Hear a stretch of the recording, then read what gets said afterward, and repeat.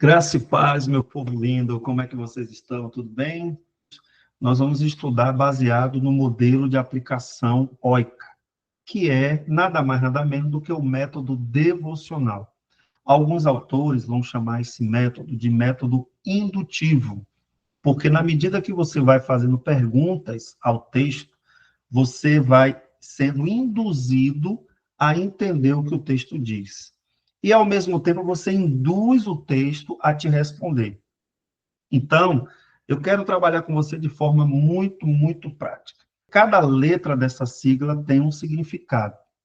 A letra O, que é a primeira letra, ela significa observação. Você vai observar o texto. E só é possível fazer isso lendo o texto. Você vai precisar ler o texto quantas vezes forem necessárias, até que você entenda todas as palavras, todos os significados de cada parte do texto. O que o texto diz? É justamente essa pergunta que você vai responder quando você começa o seu trabalho do estudo da palavra de Deus. A segunda letra é a letra I, que significa interpretação. O que o texto significa? Primeiro você vai ver o que o texto diz. É a literalidade, aquilo que é literal, aquilo que está escrito ali.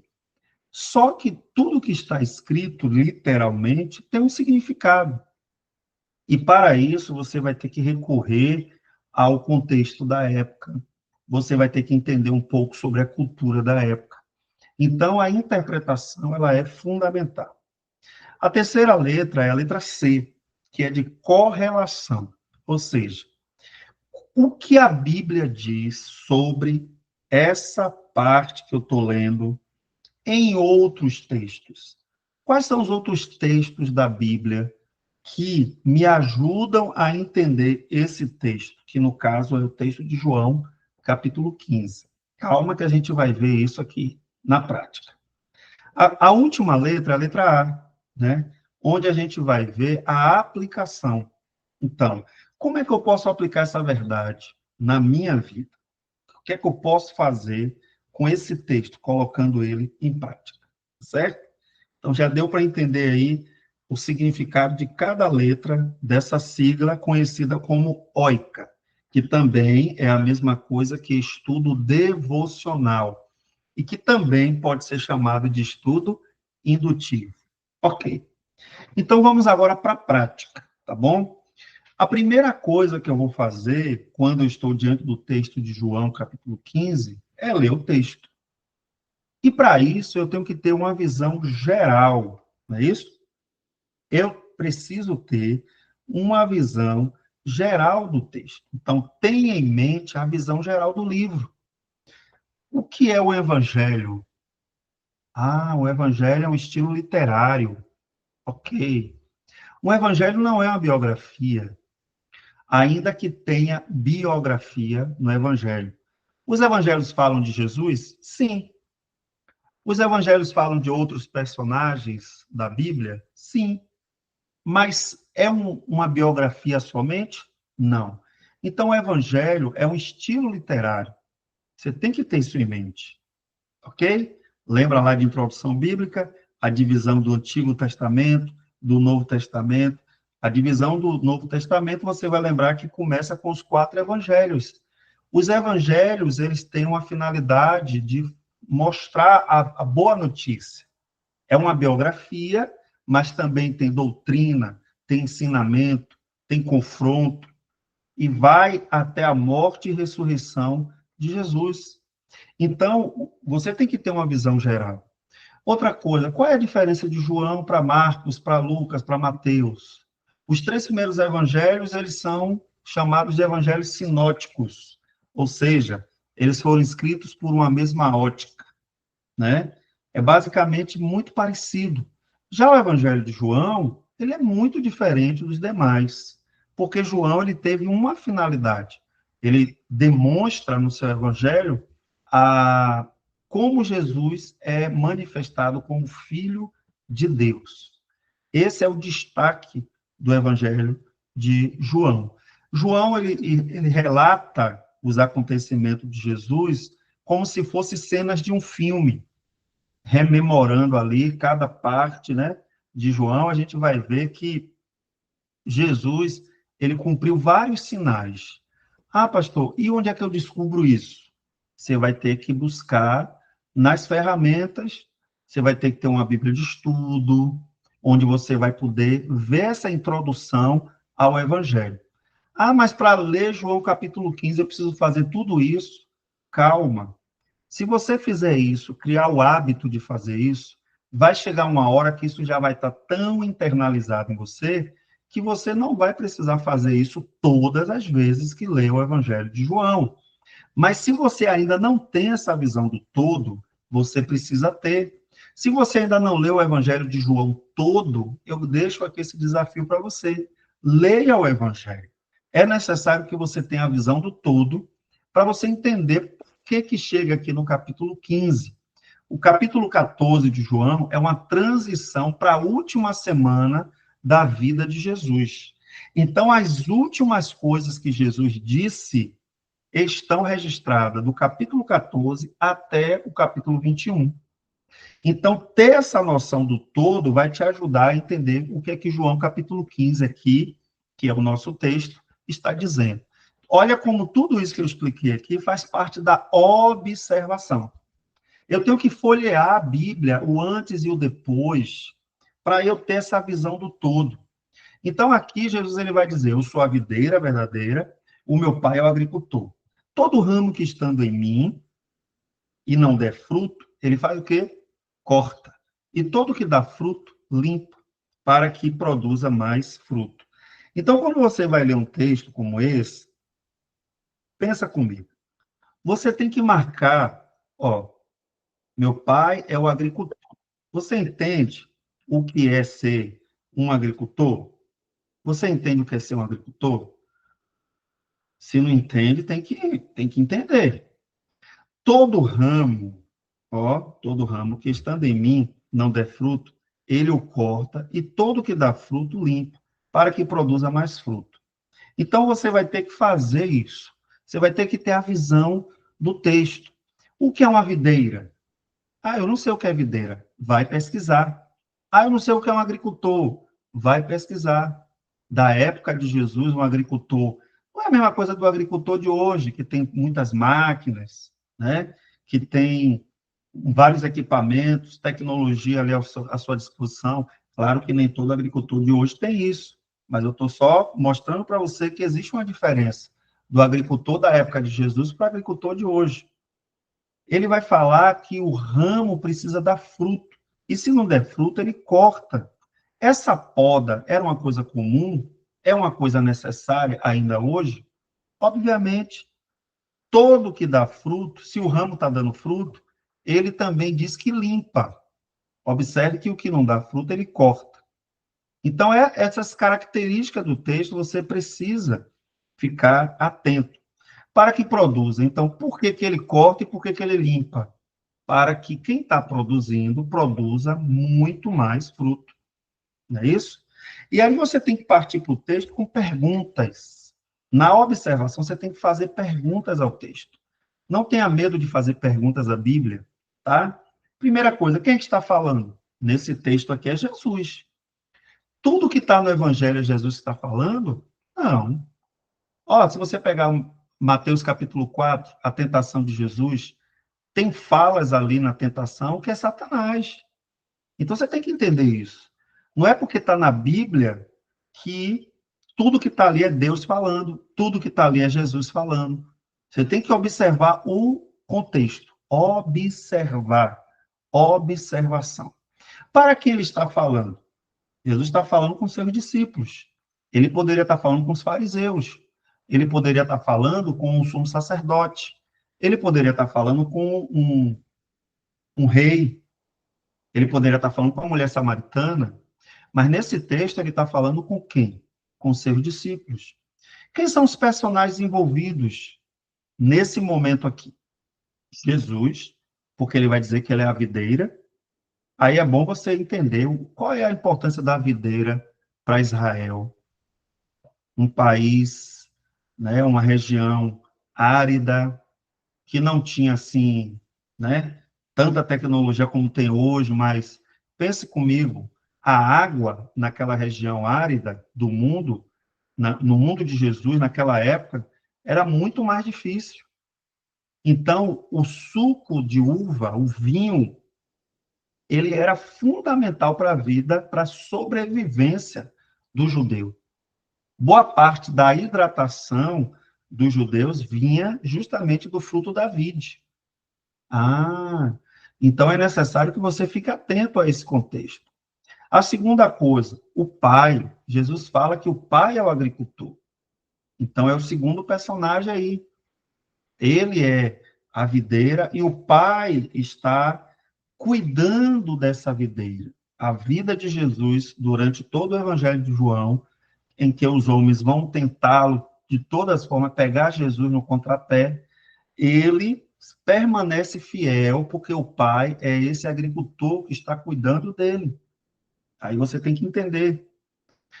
Os outros personagens são os discípulos, que vão ser chamados de ramos. O texto diz isso, né? Que nós somos os ramos da videira, ok? Qual é a ideia central? Faça essa pergunta toda vez que estiver lendo a Bíblia. Tente entender qual é a ideia principal do texto. Qual é a ideia central? Os discípulos, eles precisam permanecer em Jesus para dar fruto. Se você ler o capítulo 15, do 1 ao 5, capítulo todo, mas do 1 ao 5, você vai ver que a ideia central é essa. Os discípulos que estão ouvindo essa palavra precisam permanecer. Existe alguma repetição, alguma ênfase, alguma coisa que está mais em destaque, mais em evidência no texto? Faça essa varredura, veja as palavras que se repetem, né? Aqui fala de fruto, ó, fruto. Aqui fala de fruto de novo. Aqui fala de fruto de novo, ó.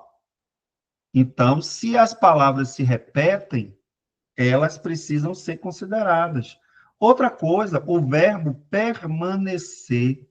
Depois faça esse exercício. Pegue João 15, o capítulo todo, e sublinhe todas as vezes que aparece o verbo permanecer.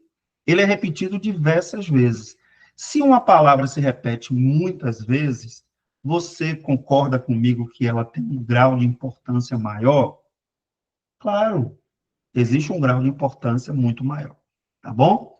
Vamos agora para a segunda letra, que é a letra I. Depois de fazer toda a observação do texto, tirar dúvida de qualquer palavra que eu não entenda, eu tenho que. Deixa eu voltar só um pouquinho aqui. Isso, pronto. Eu tenho que agora interpretar o que significa esse texto. Então, por exemplo, João 15:4. Permanecei em mim e eu permanecerei em vós. Como o ramo não pode produzir fruto de si mesmo, se não permanecer na videira, assim também vós, se não permanecerdes em mim. Então, o que é que esse texto significa? Ah, pastor, mas dá muito trabalho. Vamos lá. Pega uma Bíblia online, que é de graça, olha todas as versões, compare as versões do texto. Vamos fazer isso aqui rapidinho? Ó, eu vou colocar aqui para vocês. Eu já deixei na tela aqui, tá? Esse daqui é o software Logos, que eu uso, né? Foi um investimento caríssimo, né? Que eu fiz, mas que eu não me arrependo. Valeu cada centavo que eu investi aqui nesse software, né? Ele é um software muito bom, é caríssimo, né? Eu reconheço isso. Ah, mas hoje tem a assinatura dele a partir de $20. É caro, né? Se você for ver, dá R$ 100 por mês, mas vale a pena. No meu caso, eu não tenho assinatura, eu tenho o software mesmo, que são aqui muitos livros. Mas depois eu vou ter uma aula de ferramentas e eu vou mostrar para você um pouco mais sobre esse software, tá bom? Eu peguei aqui cinco versões, tá? Tá na tela aqui para você, do texto na língua portuguesa, tá bom?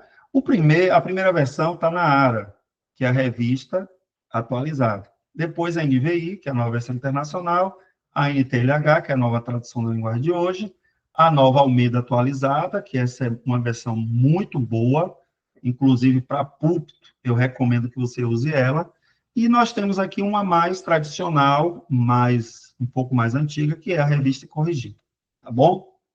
Então, o que é que você vai fazer? Você está lendo o capítulo 4. Ó, olha como as versões elas se mudam, né? A Ara, comparando ela com ela mesma, obviamente não tem diferença nenhuma. Agora, se você pegar a ARA e a NTLH, ela está 73% diferente. 73%, tá? Então, essa diferença muda o texto, pastor? Não. O texto é o mesmo. Quer ver, ó? Permanecer em mim. Está na ARA, né? Aí, quando você vem aqui para a NTLH, continuem unidos comigo. Significa a mesma coisa. Só que observe que na NTLH você vai ter uma explicação. Você está com dificuldade de entender, permanecer em mim ou permanecer em vós. Aí Jesus está dizendo, continue unidos comigo e eu continuarei unido com vocês. Olha como uma versão para outra já dá uma visão melhor para você entender o texto. Então, essa comparação aqui que eu estou fazendo, ela é fundamental. Você tem que comparar textos. Vamos voltar lá para o slide? Vamos voltar aqui. Beleza.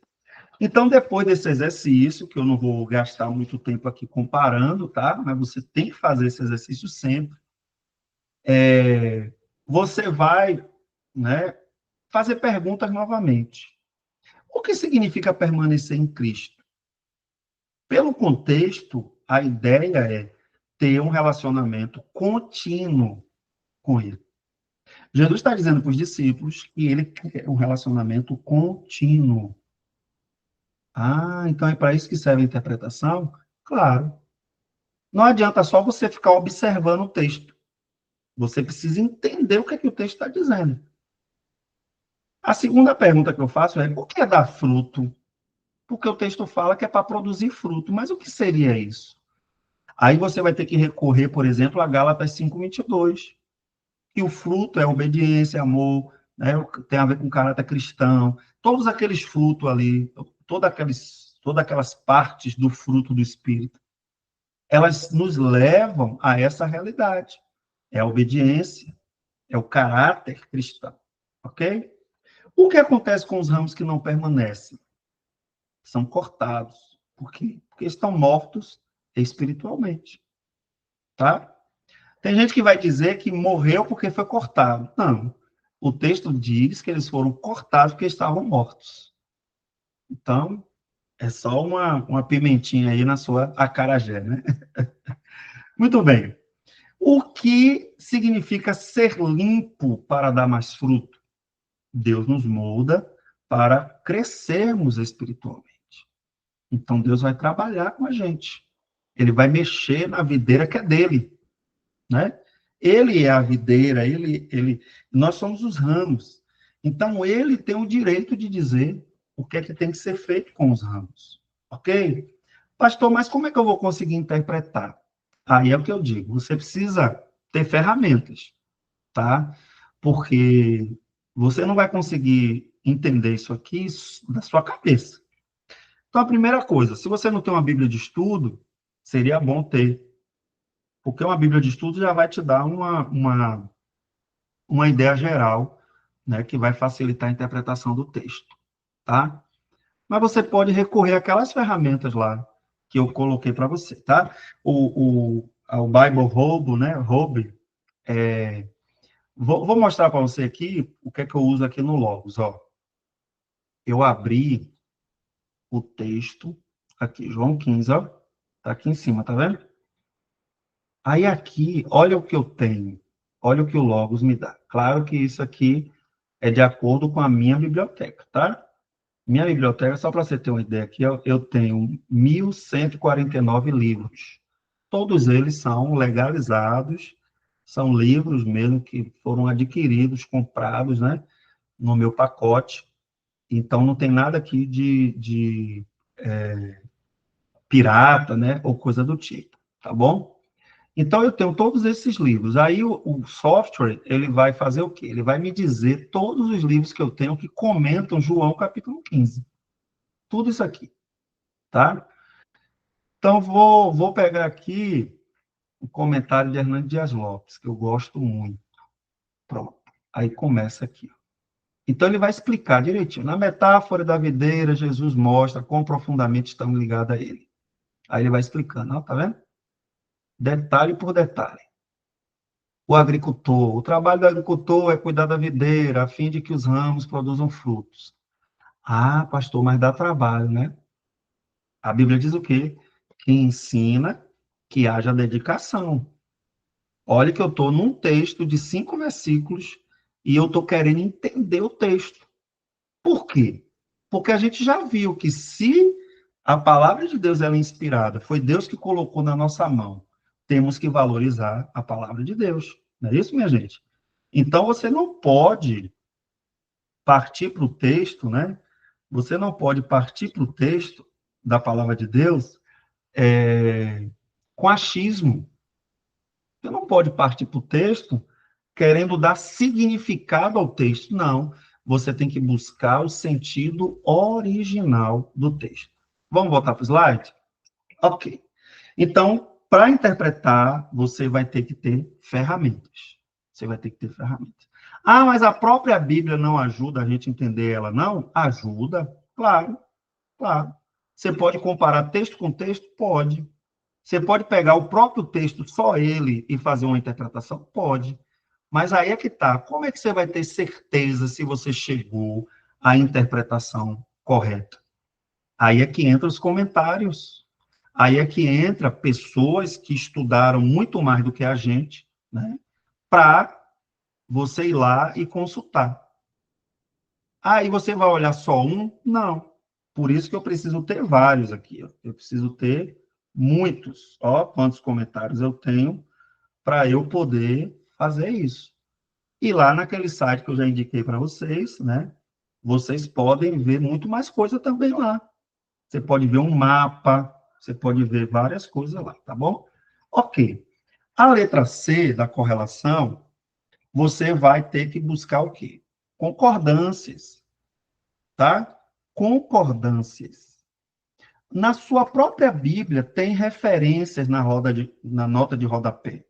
Cuidado, porque às vezes aquelas referências, nem todas elas estão falando da mesma coisa. Então, você vai ter que ler, estudar, para ver se o texto realmente tem relação com o outro. A grande maioria delas são corretas, porque quem fez aquelas referências também são pessoas estudiosas, que se dedicaram muito tempo à Bíblia, né? Então, se você tiver uma Bíblia de estudo, você vai ter uma boa concordância também, tá? Para concordâncias, eu recomendo, por exemplo, a Bíblia Thompson. Ela é fantástica em termos de concordância, porque aí você pode ali esmiuçar, né, várias concordâncias que vão aparecer, tá? Depois você pode pesquisar aí e ver, de repente, adquirir essa Bíblia, que ela vai te ajudar muito quando você estiver aqui nessa parte da correlação, tá bom? Muito bem. Eu vou pegar um texto aqui do Salmo 1, do 1 ao 3, uma parte dele, né? Bem-aventurado o homem que não anda segundo os conselhos dos ímpios, ele é como árvore plantada junto à corrente de águas, que no devido tempo dá o seu fruto. Ah, então Jesus está falando de fruto lá em João 15, e o Senhor agora está dizendo que eu posso pegar eu posso pegar o Salmo 1 e fazer uma correlação? Sim. Aí você vai dizer, ó, vamos levar isso para o estudo? Você vai explicar tudo que você entendeu do texto, você vai dar a interpretação do que significa o que você entendeu, e depois você vai dizer, ó, irmãos, e além de João 15, tem outras partes da Bíblia que falam a mesma coisa. É isso que é correlacionar. Ah, João capítulo 15, é só o texto de João 15 que diz isso? Não. Tem outras partes, tá? Então, o Salmo 1 mostra que quem está ligado a Deus é como uma árvore junto às águas e que produz fruto. A mesma coisa Jesus diz em João 15, que quem está ligado nele, que é Deus, Jesus é Deus, ele vai dar fruto. Por exemplo, Mateus 7, 16, 20 fala que uma árvore boa dá bons frutos, confirmando a ideia de João 15.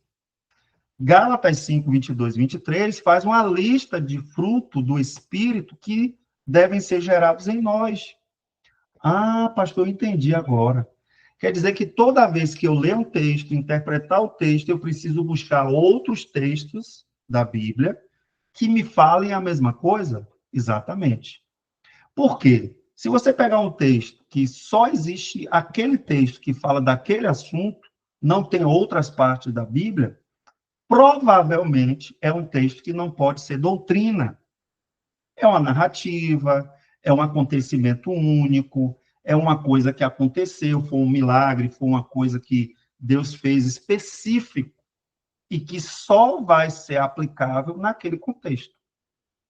Se tem um ensino na Bíblia que não tenha claramente em outras partes da Bíblia, você não está diante de um texto doutrinário. Você não está diante de um texto prescritivo. O que é prescrever? É quando você vai no médico e ele passa uma receita, ele prescreve e você tem que tomar. Um texto narrativo, ele não é prescritivo. Ele está narrando um acontecimento, ok? Então, você tem que ter cuidado com isso. Nos evangelhos, a gente tem muitas narrativas. Não é o caso de João, capítulo 15, porque o que Jesus ensinou ali é doutrina. Por que doutrina? Porque em várias outras partes da Bíblia, a gente vai encontrar a orientação de que o cristão tem que ser alguém que dá fruto. Beleza? Muito bem. Já partindo para o fim, a aplicação é a parte onde as pessoas mais falham. Você precisa aplicar o que você entendeu. Então, quando Jesus diz, eu sou a videira verdadeira, vós sois os ramos, quem permanece em mim e eu nele, esse dá muito fruto, porque sem mim nada podeis fazer, ele quer que a gente aplique isso na nossa vida. Então, quais são as perguntas que eu posso fazer para aplicar o texto em mim? O que significa permanecer em Cristo no meu dia a dia? Aí se você aplicar corretamente em você, você vai conseguir aplicar na vida das pessoas. O que você pode cultivar de relacionamento mais forte com Jesus? Como você pode cultivar um relacionamento mais forte? O que é que você pode fazer no seu dia a dia para ter um relacionamento mais íntimo, mais forte, que ele não precisa ficar te podando, te limpando constantemente, porque dói. Ser podado dói. Então, o que é que eu posso fazer para melhorar meu relacionamento? Quais são os frutos espirituais que eu preciso desenvolver mais? Qual é a parte do fruto do espírito que eu estou assim capengando? Ó, como essas perguntas te ajudam a aplicar o texto. Como você pode depender mais de Jesus e menos de si mesmo? Então, essas perguntas, se você souber fazer ao texto, o próprio texto vai te dar uma visão muito legal de como viver a vida cristã. Tá bom, queridos? Então, recapitulando. A observação é o que o texto diz, a interpretação é o que o texto significa, a correlação é como os outros textos explicam essa verdade, e a aplicação é como colocar isso em prática. E aí eu quero lançar um desafio para você, tá bom? Não é trabalho, não é tarefa valendo nota, não. Mas é tarefa valendo o seu aprendizado. Escolha um versículo da Bíblia e use esse método. Tente fazer passo a passo, como eu fiz com João, capítulo 15. Pegue outro texto. Pode pegar até o próprio capítulo 15 mesmo, ou o capítulo 16, ou 17, que o contexto é muito parecido.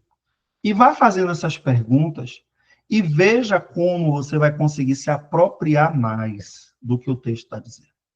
Tá bom? Se você entender bem o que o texto diz, você vai conseguir explicá-lo bem melhor para as pessoas. Seja no estudo da escola dominical, seja através de uma pregação, tá bom? Ou até mesmo no aconselhamento. Você está lendo ali João capítulo 15 ou qualquer outro texto da Bíblia, e como você entendeu e esse texto falou com você, ministrou ao seu coração, ele vai ser útil para que você possa usar na vida de alguma pessoa. Tá bom, querido? Deus te abençoe, fica firme, estudar as coisas de Deus dá trabalho, Você vê que é trabalhoso, mas é recompensador, tá bom? Deus te abençoe.